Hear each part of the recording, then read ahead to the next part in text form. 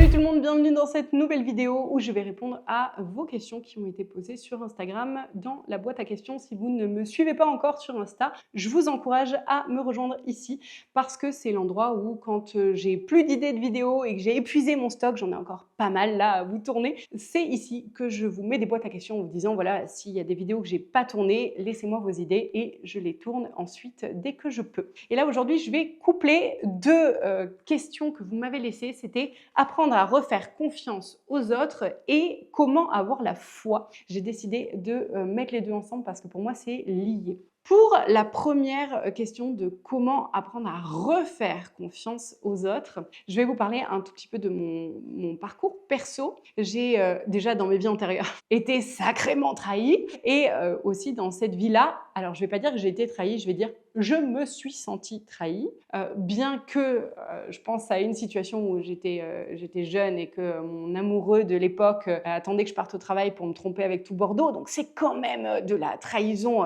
high level. Donc déjà, il a fallu que je refasse confiance au niveau amoureux. Ça a été assez compliqué, ça m'a pris quelques années de thérapie. Ouais, vraiment, ça a été important. D'ailleurs, pour les gens qui sont à Bordeaux, je ne sais pas s'il exerce encore, il y avait le docteur Renaud à Mérignac, je crois, qui était exceptionnel. Et vraiment, si un jour il voit mes vidéos, c'est lui qui m'a aidé incroyablement avec la thérapie que j'ai fait avec lui. D'ailleurs, petite parenthèse qui n'a rien à voir, je pense que quand on est thérapeute, il faut absolument qu'on ait fait une thérapie. On ne peut pas être un bon thérapeute si on n'a pas traité ses propres problématiques. Et c'est lui un jour qui m'avait dit d'ailleurs Johanna, un jour vous aiderez les gens, vous deviendrez thérapeute. Je lui ai dit moi, écouter les gens à longueur de journée, jamais de la vie. Et donc j'ai travaillé déjà sur moi, sur mes propres blessures après ce parcours où j'ai fait face à la trahison. Mais je rebondis sur ce que j'ai dit juste avant où j'ai dit je me suis sentie trahie. Parce que c'est quand même hyper important, je trouve, de soulever ce point-là. Il y a beaucoup de personnes qui disent « Oui, X m'a trahi, mais il t'a fait quoi? Ah, il a parlé à Y alors que moi, j'étais fâchée avec Y. » Bah, il a le droit, non?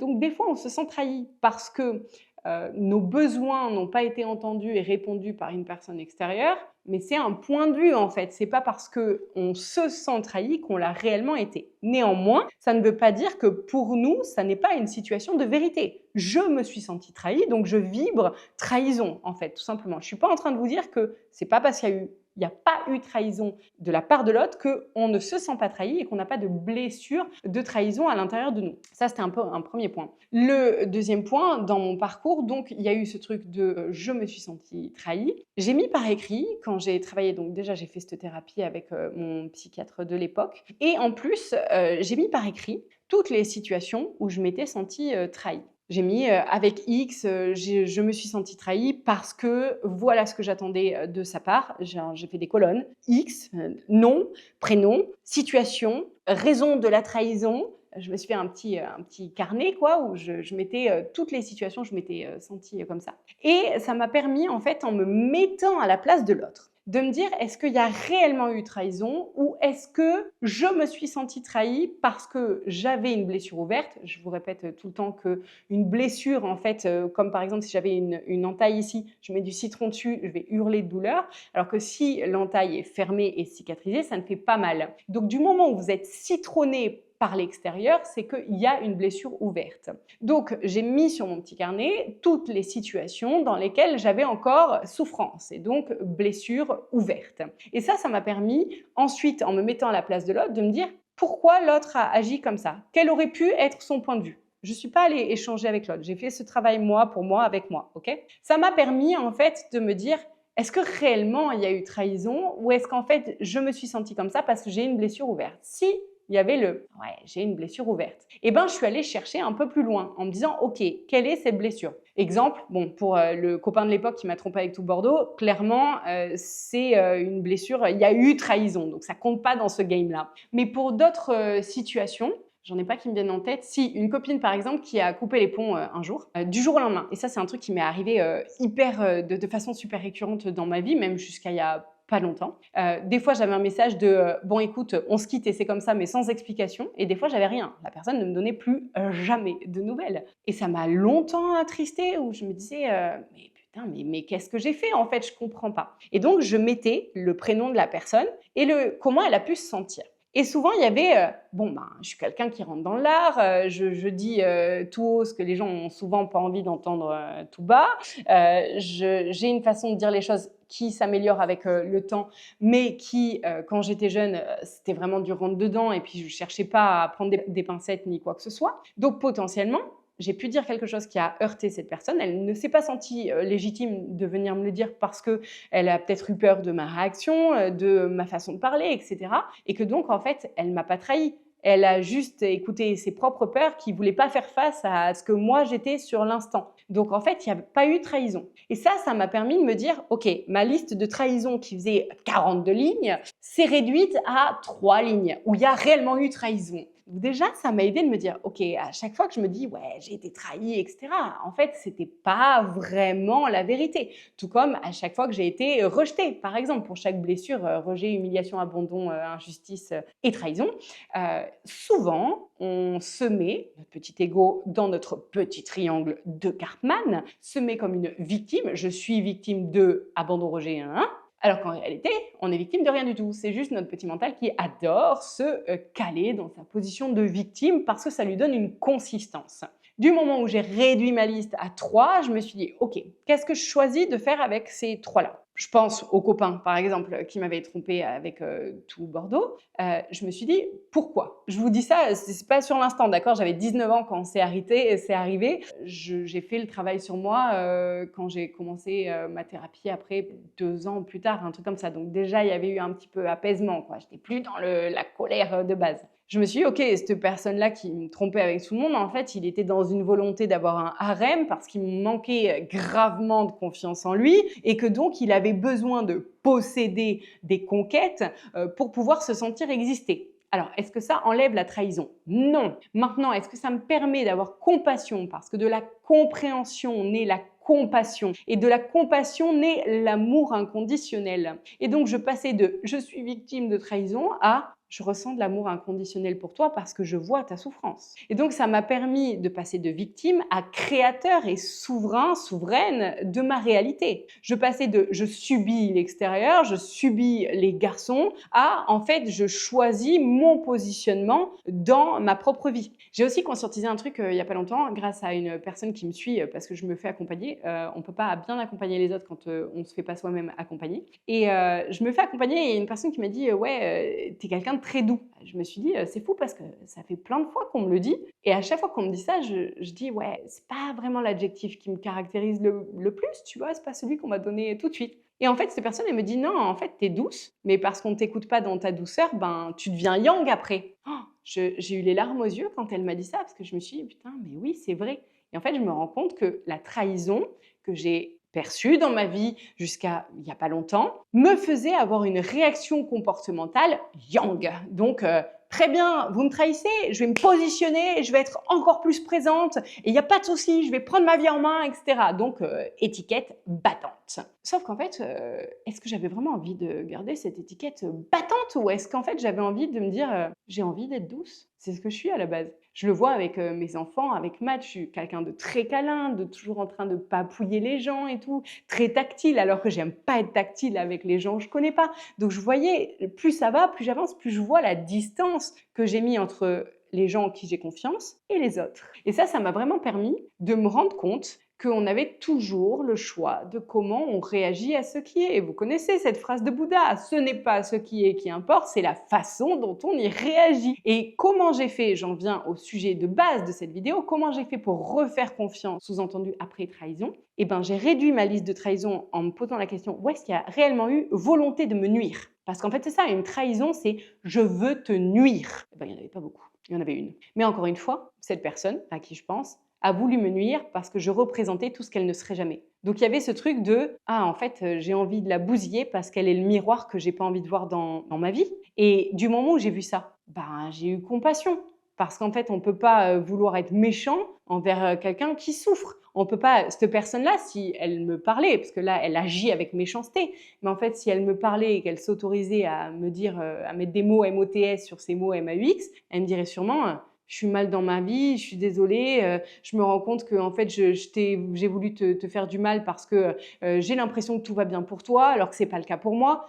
ben, je suis sûre que ça se passerait comme ça. Probablement, cette personne ne viendra jamais me parler dans sa vie. Néanmoins, si je prends du recul et que je me focus sur la raison qui l'a amené à agir comme ça, hein, c'est ce que je vois. Parce que quelqu'un qui est bien dans sa peau ne va jamais aller s'occuper des fesses des autres. Jamais. Donc quand on voit sur les réseaux qu'il y a des nanas bon, je ne veux même pas parler d'elles, mais qui se servent d'autres personnes sur les réseaux pour pouvoir faire leur fonds de commerce en les critiquant, mais j'ai grave de la compassion parce que je me dis, mais c'est chaud quand même d'être à ce point malheureux que tu as besoin d'une personne extérieure que tu vas hater en public pour pouvoir faire ton fonds de commerce. Franchement, moi, ça me fait vraiment, je ne vais pas dire de la peine parce que j'ai rarement de la pitié pour les gens, mais j'ai beaucoup de compassion, vraiment. Donc, une fois que j'ai compris que, en fait, les gens qui agissaient contre moi d'une façon ou d'une autre, il y a des degrés de trahison, qu'en fait, ils ne me trahissaient pas. Dans leurs actes, ils parlent d'eux. Ils parlent de comment ils se perçoivent eux. Et du moment où on voit ça, et on voit à quel point ils ne s'aiment pas, parce qu'en fait, pour vouloir du mal aux autres, c'est qu'on ne s'aime pas. Quand on s'aime et qu'on est bien avec soi, en fait, tout ce qu'on veut à l'extérieur, c'est que les autres soient bien avec eux aussi. On ne veut pas que l'autre soit mal quand on est bien avec soi, vu qu'on a trouvé notre bonheur à nous. On veut que tout le monde puisse l'avoir aussi. On n'a pas envie d'aller écraser les autres, sauf si on est mal dans sa vie. Donc, quand on conscientise ça et qu'on vibre plein et pas vide de trahison, parce que quand on a été beaucoup trahi, on vibre vide et peur par rapport à l'extérieur. En soignant, en pensant PAN, mes blessures au fur et à mesure, je suis passée du stade de je vibre vide à je me reconstruis. Donc j'ai dû reconstruire brique après brique, pierre après pierre, mon être, à me dire en fait je suis bien avec moi, j'ai plus de colère envers l'extérieur, etc. Que ce soit des gens, des cultures, des gouvernements, n'importe quoi, j'ai plus de colère à l'intérieur de moi. Et vu que je vibre ça, j'accepte de faire confiance à l'extérieur. Je mets un bémol. Ça n'a pas été facile. Parce que quand je le dis comme ça, on se dit « Ah ouais, c'est tout, tu travailles tes blessures, après, hop là, happiness, c'est tranquille. » Non, pas du tout. J'ai vraiment galéré. Je vous en ai parlé sûrement dans d'autres vidéos. Je ne sais pas si elles seront sorties avant ou après. J'ai dû déléguer et employer des personnes dans le cadre de ma société. Ça a été extrêmement dur. Quand j'ai vécu des situations comme trahison, que l'être humain dans mon petit mental vibrait « être humain égale emmerde ». Et ben, ça a été hyper difficile de me dire « Ok, j'ai deux choix. Soit je continue à vibrer, j'ai peur de la trahison, et donc c'est comme s'il y avait deux chemins qui s'offraient à moi. Il y a le chemin, je fais confiance aveuglément, / naïve. Le chemin, je fais pas confiance du tout, # méfiante. Il y a le je prends aucun chemin, je reste en retrait, je prends ni le chemin de la confiance, ni le chemin de la naïveté, de la méfiance, pardon. Mais je suis quand même en train de regarder le chemin méfiance. C'est-à-dire que j'emprunte pas un chemin, mais je vibre, j'ai pas confiance. Maintenant, j'ai choisi d'emprunter le chemin naïveté, que je trouve très beau, parce que la naïveté, c'est chez les enfants qui ont envie d'avoir foi en l'extérieur. On met ce terme de naïveté qui a une connotation négative, alors qu'en vérité, je trouve rien de plus beau que la naïveté. La naïveté, c'est avoir envie de croire en la bonté de l'autre. J'ai envie d'être naïve, j'ai envie. Et c'est pour ça que je continue à faire tout ce que je fais, à faire des conférences gratuites, etc. Parce que je crois en l'être humain, malgré le fait qu'il ait des actes complètement répressibles. Mais je crois en lui. Pour pouvoir réavoir confiance, il m'a fallu choisir d'emprunter ce chemin de naïveté, tout en choisissant de ne pas garder dans mon esprit, il y a le chemin de arnaque, méfiance, etc. Je sais que ça existe, mais je choisis de ne plus vibrer ça. Ça ne veut pas dire que mon mental ne fait pas de rechute. Il y a des fois, je l'entends penser, où il me dit oui, tu vas pas faire confiance à X, regarde, il ressemble physiquement. C'est genre, il y a aucun lien.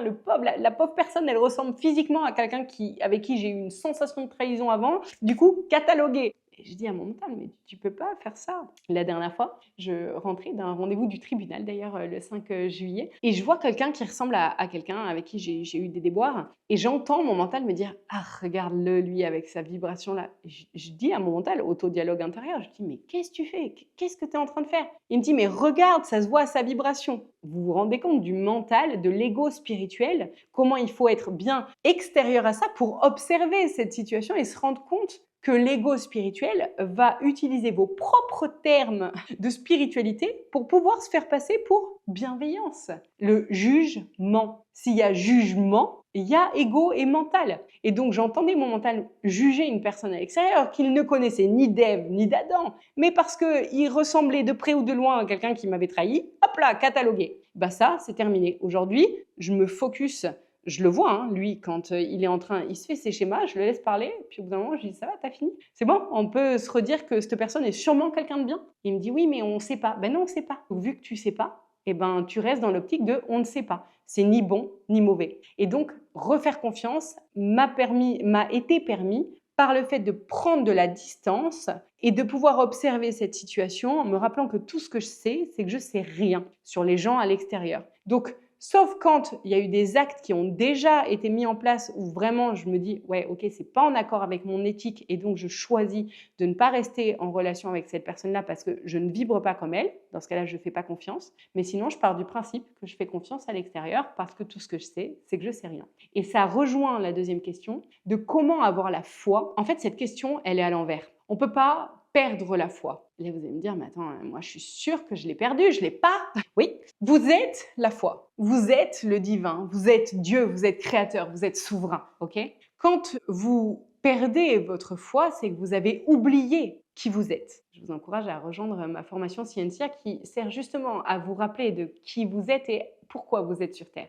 Je vous la mets en barre d'infos. Et donc, cette absence de foi, c'est une absence de reliance à l'être que vous êtes déjà. Donc, quand vous croyez avoir perdu la foi, c'est votre tête qui vous dit « j'ai plus foi, je suis déçue par l'extérieur ». Et attention, pas de jugement parce que moi aussi elle me le fait. Des fois j'ai besoin de 5 jours sans réseau parce que je suis très agacée de l'humain et que j'ai besoin de me retirer dans ma grotte pour pouvoir reprendre ma foi en l'humain et me dire « ça y est, je me souviens de qui je suis, je me souviens de pourquoi je suis sur Terre, de qu'est-ce que je suis venue faire et de d'où je viens, de où est-ce que je suis reliée et par où? Je suis reliée par le cœur. Si je me relie par le cœur à ce qui est à l'extérieur et ailleurs, j'ai la foi, puisque je ressens en moi cette reliance qui me connecte à tout ce qui est. Donc la foi, la question n'est pas comment je peux avoir la foi, c'est comment je peux me souvenir qu'elle est déjà là. Et cette réponse à cette question-là, c'est soit en méditant, en vous posant, et en respirant et en sentant cette reliance en haut au divin, à votre soi et aux autres, à vous souvenir dans vos cellules et pas dans votre tête, dans votre corps, à vous souvenir qu'on est reliés, qu'on est tous un et qu'en fait on expérimente différentes facettes d'une boule à facettes sur Terre pour pouvoir s'auto-comprendre. En fait, la raison pour laquelle on est sur Terre, c'est comme si une boule à facettes, le noyau de la boule à facettes va projeter plein de facettes autour, comme ça, et que en fait chaque facette va être une émanation du noyau, ce qui va permettre de s'auto-expérimenter. C'est comme si le noyau, via la facette, il pouvait comprendre certains plans, certaines facettes de lui-même, tout simplement. Donc, quand on regarde les autres humains, on peut comprendre des facettes de nous-mêmes. On est comme ce noyau de la boule à facettes qui s'auto-expérimente. Quand on observe les autres êtres humains, on s'auto-expérimente. Soit dans le « Ah tiens, j'aime pas sa façon d'agir, je ne suis pas comme ça et je ne veux pas être comme ça, ce n'est pas mon éthique ». On vient de s'auto-expérimenter là. On vient de se dire « Je ne veux pas être ça » et pas « Je ne suis pas ça » parce qu'on est tout. Mais on ne veut pas, dans notre incarnation actuelle, être cette facette-là. Donc en fait, comment retrouver la foi? En se reconnectant au divin et en se reconnectant à l'entièreté des êtres humains et en se souvenant qu'on n'est qu'un et que si on est là, c'est pour pouvoir s'auto-expérimenter. J'espère que ça vous aidera et je vous dis à très bientôt.